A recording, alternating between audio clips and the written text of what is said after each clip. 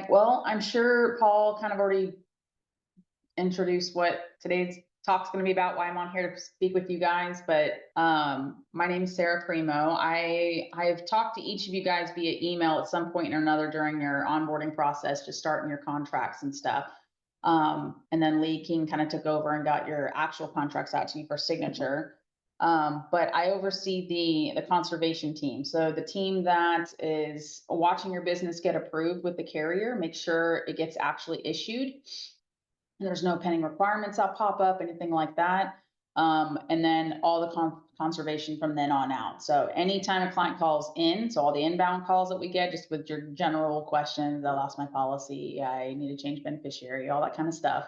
And then the outbound portion of it, which is really majority of what we do, is calling those NSFs that we get notices on, and cancellations and replacement notices from the carriers, and bad banks, stop payments, just anything and everything in between. So we have a team of 8 individuals, some of them that do quality assurance and looking through your app to make sure all the components are there. And I'll touch on that more in just a second.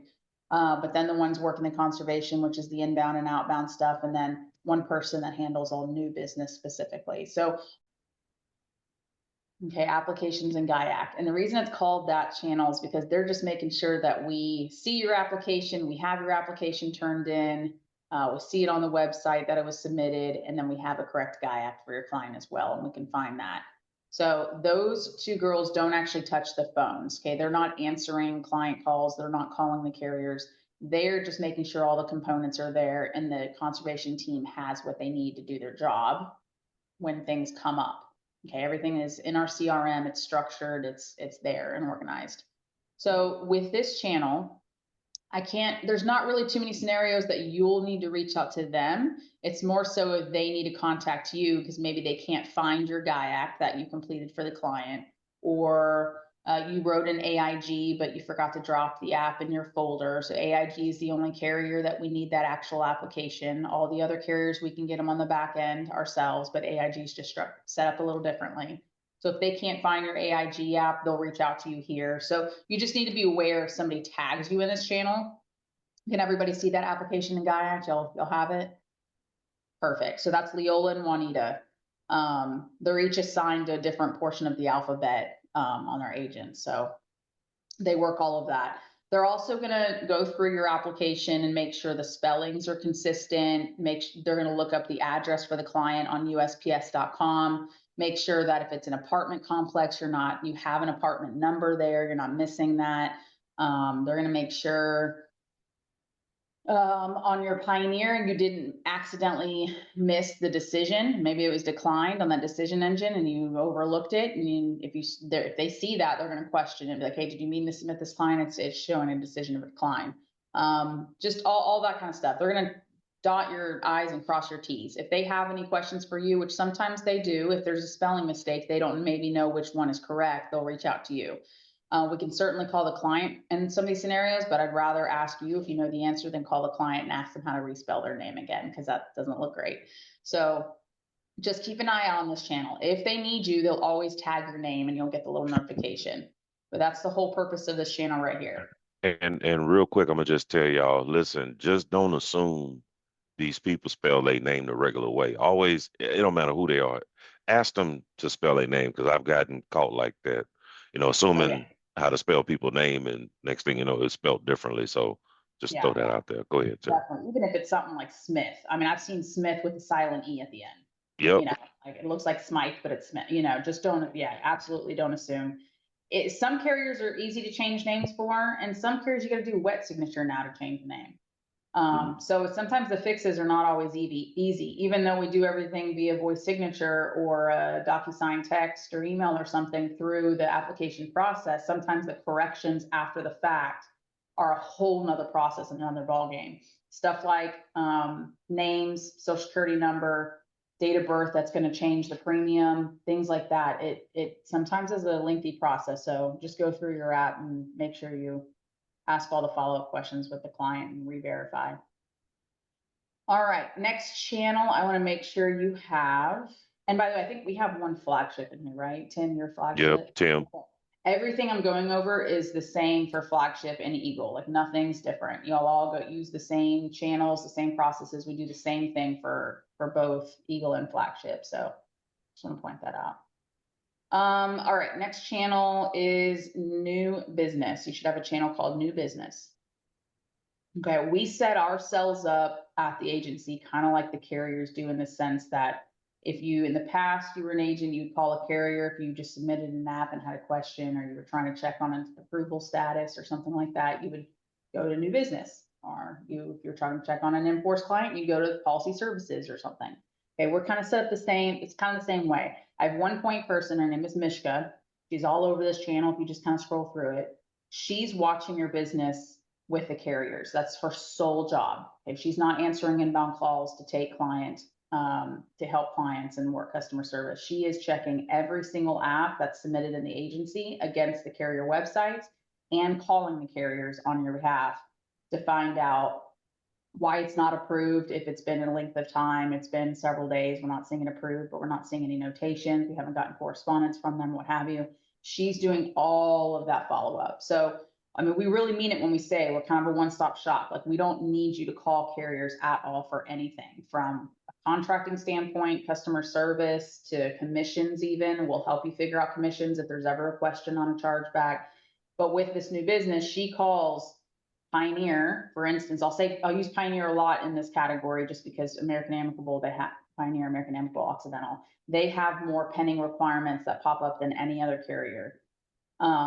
And if, like, for instance, you get, let's say, an initial approval or an initial refer to home office decision when you submit that app on the electronic process, on the e-app, she follows up with it. And if it comes back like voice signature and amendment needed, she'll call and find out what's the reasoning that it's going ROP.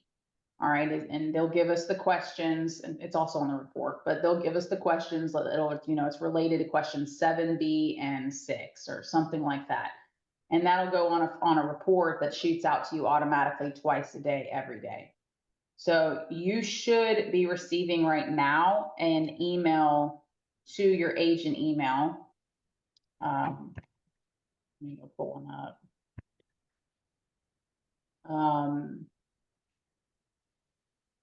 It comes from technology at finalexpensedirect.com. It should say like Ebony Chong pending report or Sophie Moreland pending report. Do y'all see that every day, twice a day? Okay, I think one comes around noonish and the other one's around 5-ish, depending on your time zone, maybe an hour off here or there. So that goes out to you every single day. And this report ties into what Mishka does. So this is like our new business report. Okay. It's just the rotation of clients that are in that pending status.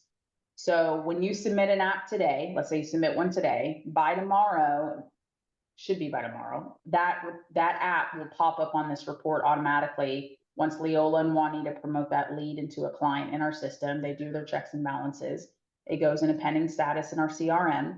Mishka's then watching it and making sure it gets issued.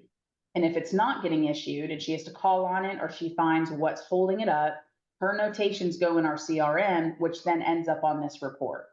So she's not going to reach out directly to you in Teams, because that's a lot of manual work with the amount of agents we have. She's been putting all the notations on every single one of these apps in our CRM, and the CRM is shooting out the report automatically to you twice a day.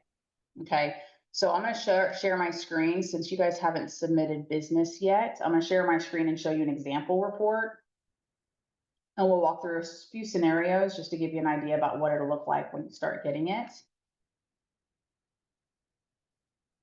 All right, so this is the all agent pending report. So these are all agents on here and what it'll look like. Again, it's a revolving report. It's only going to show you the business that's in pending status. If the app is on here one day, and let's say you look at the report the very next day and it's gone completely, that means it got approved. That's a good thing. It fell off the report. It's been issued. Reflex questions. So carriers request to verify the answers to the reflex questions. I actually saw this notation yesterday. Mishka put the reflex questions in Teams to have Philip answer these. And so she got the answer and she emailed the carrier with that. So now it's just about waiting for it to get approved, hopefully. Any questions on anything I'm scrolling through so far? Sarah, I have a question. Because I've noticed Pioneer recently are starting to ask a little bit more about interviews at the end of the portal when Yeah, agents, what is triggering them I think it's just asking? them cracking down on a lot of on the underwriting a little bit more, honestly. The same Okay, way that Baltimore is doing more, um, what do they call it? What do they call it? Quality check. quality check. I can't remember exactly what the phrase they're using, but I reached out to Baltimore about that same thing, and they just said that they are doing more of that. Mm-hmm. Compliance has kind of gotten involved, and their compliance department is doing more of that to they're actually calling the client to make sure the client is happy with the policy and they in Okay, fact did sign themselves. They've had an okay, increase of too many agents signing on behalf of the client, so they okay, initiated that. So I think it's just them doing more due diligence. okay. So um Pioneer's version of quality control. yeah, I think Okay. so. Yeah, I think that's what it is. I can certainly ask them if you've been seeing more of it, but Hmm. that's probably what it is. And so more amendment stuff. You see the majority of these are related to Pioneer Occidental. If you're familiar with the carrier, you know they have more than Hmm. than any other carrier that'll pop up. Every once in a while you'll see something from Baltimore and American Home Life, but for the most part, their decision is their decision. The only thing that will come up every once in a while, American Home Life will sometimes on the phone with the agent during the process overlook something. And so they may email us after the fact and say, hey, we overlooked this. This actually needs to go graded. Or um, we know we actually got one the other day. We noticed that the date of birth was entered wrong. We need, and they won't actually go into the dashboard and fix it for you. What they'll do is they'll put that app back in your dashboard for you to then go in and correct it and resubmit the app. So you'll get notices like that every once in a while from Mishka in Teams. But with Baltimore, the only thing that will really come up is again that quality check. It just means that they are going. They do it at random. Okay, at random they goes into this like real quality check. They actually themselves, Baltimore calls the client, agent relations calls the client and just basically say, hey, we just want to make sure that you did in fact want the policy with this agent and you signed yourself via the DocuSign method or what have you. And it's just something they implemented because of too many situations of client or agents doing wrong stuff. All right. I think that's all I got for this report. So that'll all, when you start submitting business, you'll notice stuff popping up on the report. Try and check both emails every day, because if there's not a notice on the first email that comes out to you by noon or whatever time it is, there might be an additional note by the end of the day. So she's going through the business. Usually she can get through everybody's business twice in a day. And then she'll she'll update it to issued status. It'll fall off the report. And then from then on out, we don't call clients unless there's a reason to. Obviously, the reasonings being if it falls off the book. So if the client misses their payment or calls us to cancel or something like that. But we're not just randomly calling clients to do check-ins and ask how they're doing and all that kind of stuff. They'll get a quarterly newsletter from us, which have you guys seen that? No, okay. They'll get a quarterly newsletter from us to their email. It's a seasonal newsletter and it just has games, fun facts, puzzles, Recipes, pictures. gardening. It's just recipes, crafts to do with grandkids, things like that. Just a warm and fuzzy newsletter. Um, and we send that out to active clients and lapsed clients as well. So that's the only touching base we do with clients whatsoever. It's just that quarterly newsletter. Outside of that, we're not looking for reasons to call clients. We don't do first of the month reminder calls or notice of your premium coming out, because that'll saw that's for cancellation. So from then on out, it's my conservation team watching these reports that get published from the carriers, watching the emails that come through of notices of past due clients and things like that. And we're chasing business, and they're incentivized to do